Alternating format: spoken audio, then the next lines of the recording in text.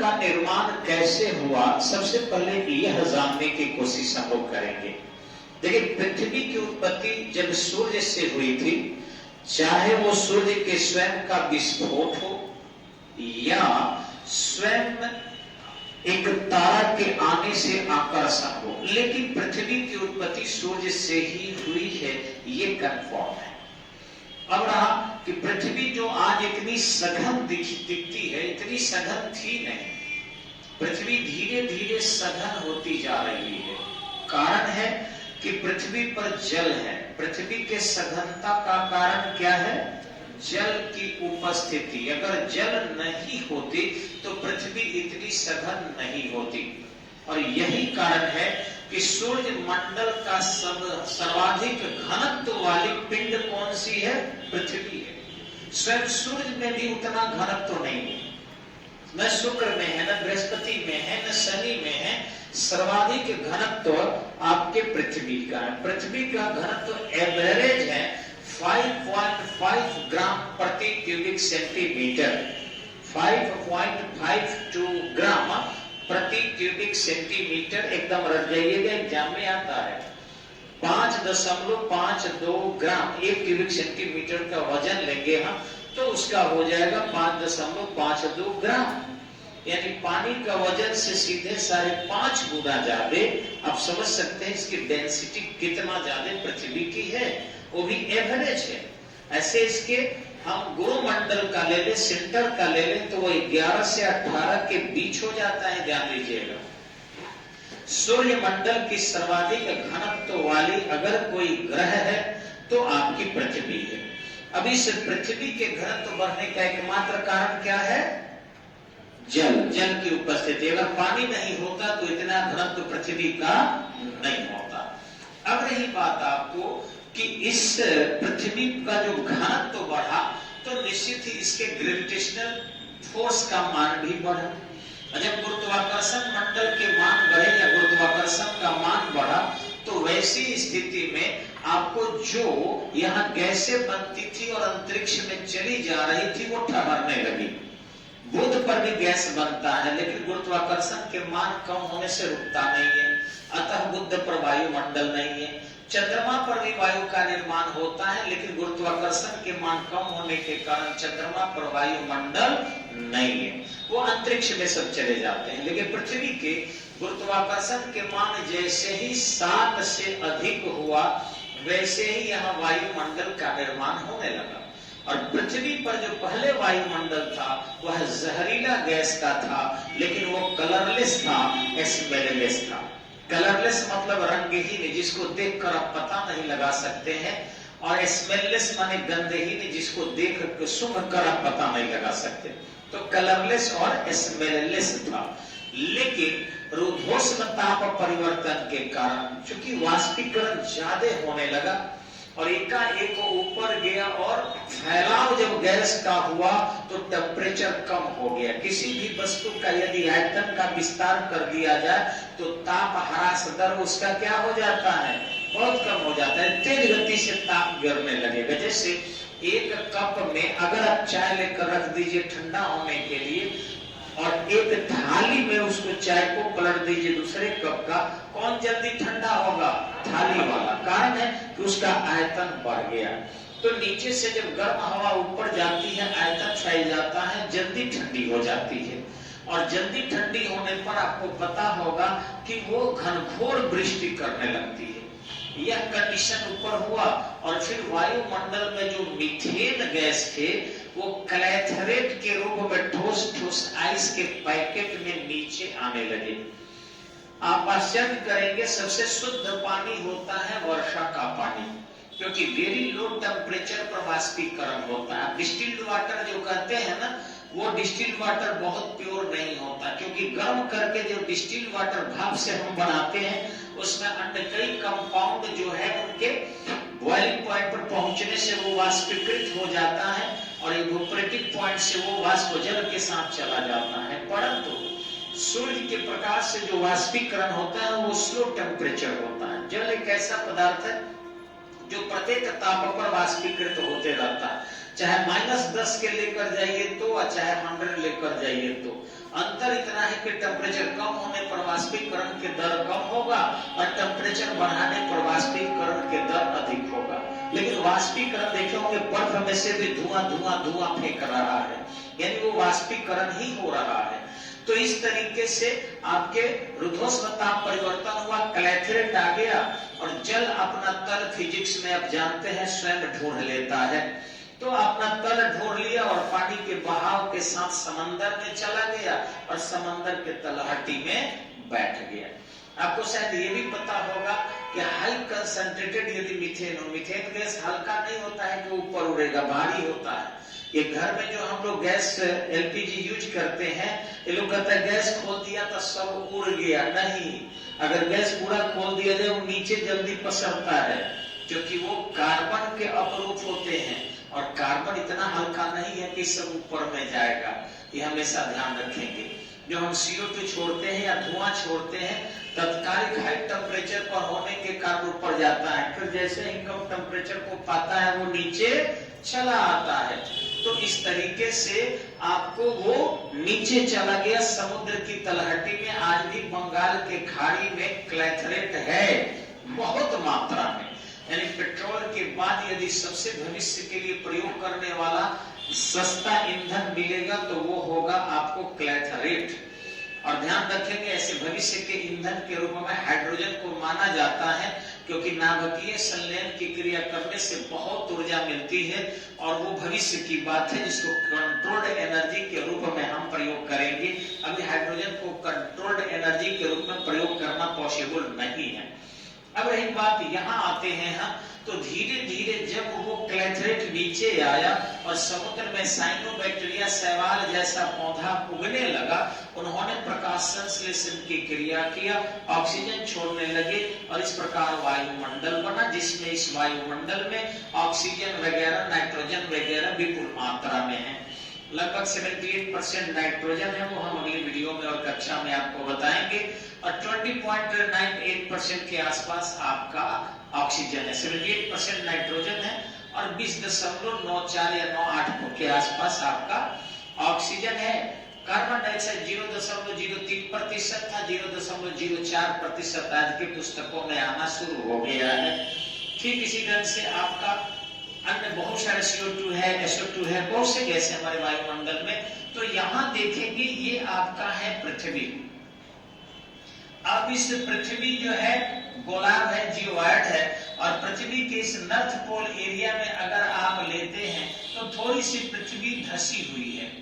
इस थोड़े से धसने के कारण और टेम्परेचर कम होने के कारण वहां पर जो वायुमंडल का हिस्सा है वो अपने गुण को कुछ कम ऊंचाई पर ही व्यक्त कर देता है।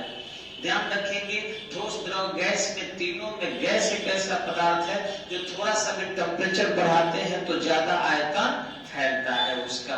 तो इस तरीके से यहाँ पर चूंकि ये विषुवत रेखा है, विषुवत रेखा के आसपास सूर्य की किरणें सालों भर ज्यादा पड़ती है, अतः यह काफी गर्म होता है, अतः इसके संपर्क में आने वाली हवाएं यहाँ तक चली जाती है, फिर ध्रुवीय क्षेत्र में आने के बाद थोड़ा धस जाती है और फिर ये विषुवत रेखा के क्षेत्र में आने के दौरान फैल जाती है। यह क्रिया होने के कारण यहाँ पर विषुवत रेखा के आसपास, यानी विषुवत रेखा के आसपास यह दूरी लगभग 12 किलोमीटर के आसपास, 16 किलोमीटर के आसपास हो जाती है। देखिए कि ये दूरी जो है आपका 16 किलोमीटर है, यह दूरी आपका 16 किलोमीटर है। तो विषुवत रेखा के पास क्षोभ मंडल की ऊंचाई 16 किलोमीटर हो जाती है। अब क्षोभ मंडल क्या है? तो वह जो आपको दुखी करता हो, अंग्रेजी में इसको हम लोग ट्रोपोस्फीयर कहते हैं, यानी दुख करता हो। तो जैसे जैसे इसमें ऊंचाई बढ़ती है वैसे वैसे क्षोभ मंडल का ताप कम होते जाता है और प्रत्येक 165 मीटर यदि आप ऊपर जाते हैं तो 1 डिग्री सेल्सियस टेम्परेचर डिक्रीज हो जाता है, यानी ऊंचाई प्रति 165 मीटर ऊपर जाने पर 1 डिग्री सेल्सियस टेम्परेचर आपका कम हो जाएगा। और यही कारण है कि यहाँ और ऊंचा चले जाइए ट्रोपोपॉज के आसपास, यानी कि लगभग 12 किलोमीटर की ऊंचाई पर, तो वहां पर टेम्परेचर -80°C हो जाता है। अब ये -80°C यानी अगर हम यहाँ से खाना वाना सुरक्षित रखना है तो एक बैलून में रस्सी बांधे और उड़ाते जाए ऊपर, अगर 12 किलोमीटर ऊपर पहुंचा दिए, किसी फ्रिज की आवश्यकता नहीं है, खाना ठंडा रहेगा। और जब मन करे उस बैलून को खींच ले नीचे, खाना निकाल के खा ले और फिर कुछ बच गया तो उसी फ्रिज में डाल दे, आराम से चलेगा। नेचुरल फ्रिज है आपके 12 किलोमीटर की ऊंचाई पर। तो ध्यान देंगे ये आपका विषुवत रेखा पर बढ़ जाता है, लेकिन एवरेज 12 किलोमीटर माना जाता है। क्षोभ मंडल में बादलों का बढ़ना, जितना वर्षा वगैरह होता है ना, सब 12 से 16 किलोमीटर के बीच होता है। आपके छपरा वगैरह में तो 8 किलोमीटर के आसपास, 10 किलोमीटर के आसपास सस्तरी में हो जाते हैं। उसके ऊपर होता है आपका कपासी में, उसके ऊपर भी होता है पछाड़ में, लेकिन आपको 16 किलोमीटर से ऊपर बादल नहीं बनता। तो बादलों का बढ़ना, बादलों का बिगड़ना, वर्षा का होना, तपांतर का होना, तूफान का आना, चक्रवात का आना, ये सब क्षोभ मंडल में होता है। क्षोभ मंडल के ऊपर कुछ नहीं होता। इसलिए जहाज चलाने वाले पायलट क्षोभ मंडल में जहाज नहीं चलाते, क्योंकि बादल है, मौसम परिवर्तन है, इसलिए एक्सीडेंट होने का खतरा है। तो वो चाहते हैं कि हम क्षोभ मंडल से ऊपर समताप मंडल में चले जाएं। अब सप्ताह मंडल जो है जस्ट इस क्षोभ मंडल के, जो क्षोभ मंडल आप देख रहे हैं इसके ऊपर है, यानी यहाँ तक का इलाका आपको समताप मंडल कहते हैं, जिसको हम लोग आपको स्ट्रेटोस्फीयर कहते हैं। स्ट्रेटोस्फीयर जो है आपका लगभग 12 किलोमीटर से 50 किलोमीटर के बीच होता है। और ध्यान रखेंगे इसी में आपका आयन मंडल भी ओजोनोस्फीयर भी पाया जाता है, यानी ओजोन मंडल भी ब्लू वाला पार्ट है, पाया जाता है। अब रहा कि ओजोन मंडल में जो 50 वर्ष पुराने ऑक्सीजन हो जाते हैं वह O3 में तब्दील हो जाता है। ये जो है आपका O3 है। ओजोन का सूत्र O3 होता है, सड़े हुए अंडा की तरह भागता है, लेकिन जीव जंतु बैक्टीरिया उसमें जीवित नहीं रहता। अतः इस ओजोन के गैस में यदि आप खाना रख देते हैं तो खाना सुरक्षित रहेगा, खराब नहीं रहेगा, क्योंकि बैक्टीरिया डेवलप ही नहीं होता है, वो डेथ कर जाएगा तो खाना को खाएगा नहीं तो खाना खराब होगा नहीं। तो इस तरीके से इसमें जो है ओजोन है। अब रहा कि इसका काम क्या है, तो सूर्य से आने वाली जो पराबैंगनी किरणें होती हैं, जिसका तरंगदैर्घ्य सबसे कम होता है। ध्यान रखें कि बैंगनी कलर का तरंगदैर्घ्य होता है 3900 डिग्री एंगस्ट्रम, 3900 एंगस्ट्रम, और लाल का होता है तरंगदैर्घ्य 7800 एंगस्ट्रम, 7800 एंगस्ट्रम। तो इसके से कम हो जाता है उसको बोलते हैं अल्ट्रा वायलेट, यानी 3900 एंगस्ट्रम से भी कम हुआ। और 7800 एंगस्ट्रम से जो ऊपर हो जाता है उसको हम बोलते हैं आपको इंफ्रारेड। तो ध्यान रखेंगे ये जो सूक्ष्म प्रकाश तरंगे हैं जिनका तरंगदैर्घ्य कम होता है, सूर्य से निकलती है, उसको यही आपका ओजोन मंडल रोक लेता है। यदि ओजोन मंडल नहीं रोकेगा तो फिर आपको पृथ्वी के सतह तक आ जाएगा और स्किन कैंसर की संभावना अधिक बढ़ जाती है। तो इस तरीके से दक्षिणी ध्रुव पर देखेंगे पेड़ पौधा कम है, उत्तरी ध्रुव पर पेड़ पौधा कम है, अतः ऑक्सीजन कम बनते हैं, वहां पर ओजोन क्षेत्र ज्यादा देखने को मिलता है और ओजोनिक होल से अल्ट्रावायलेट रेज आ जाते हैं नीचे।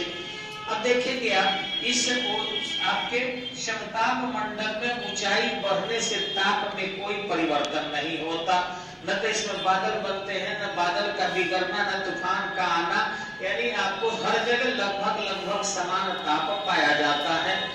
ओजोन मंडल के यदि थोड़ा सा ऊपर आप जाएंगे यहाँ से यहाँ के बीच में, तो हम लोग इसको बोलते हैं आयनोस्फीयर। देखिए यहाँ पे लिखा है आयनोस्फीयर। ये जो आयनोस्फीयर है आपके सूर्य के प्रकाश की उपस्थिति में यहाँ के जो वायु के कण है वो आयोनाइज्ड हो जाते हैं, यानी आयनीकृत हो जाते हैं। यहीं से रेडियो तरंगे जो हम छोड़ते हैं आयन मंडल से ही रिसीवर रिसीव करता है रेडियो तरंगे के, उसको भी हम 3 भागों में बांटते हैं।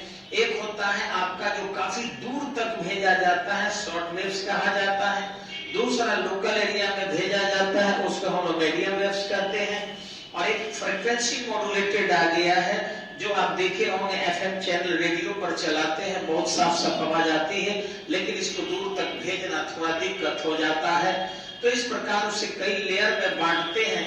और जो वायरलेस वगैरह से देखे होंगे सेना के लोग बात करता है, उनके लिए कोई सैटेलाइट की आवश्यकता नहीं होती।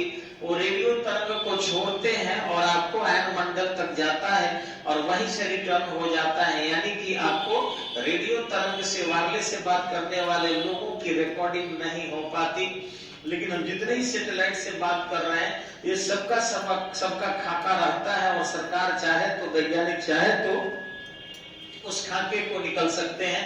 क्योंकि हम अपने मोबाइल से इलेक्ट्रोमैग्नेटिक वेव जो छोड़ते हैं, ये सीधे सैटेलाइट पर जाता है। सैटेलाइट खोजता है कि कहाँ का ये वेव्स नंबर है, यानी मोबाइल नंबर नहीं होता है, वेव्स के तरंग होते हैं, वहीं पहुंचता है।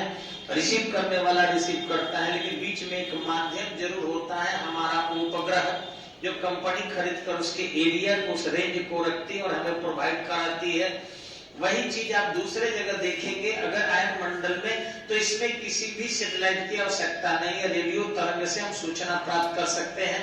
उसके बाद ये वाला जो एरिया है आपका, इसको हम बोलते हैं एक्सोस्फीयर, यानी कि बहिर्मंडल। ये बहिर्मंडल जो है आपका बहुत छिन्न अवस्था में इसमें वायु पाई जाती है।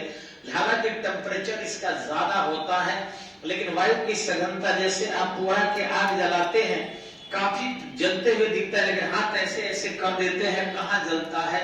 कारण कि उस पुआल के आग के कंसंट्रेशन हेवी नहीं होता, अतः नहीं जल पाता है।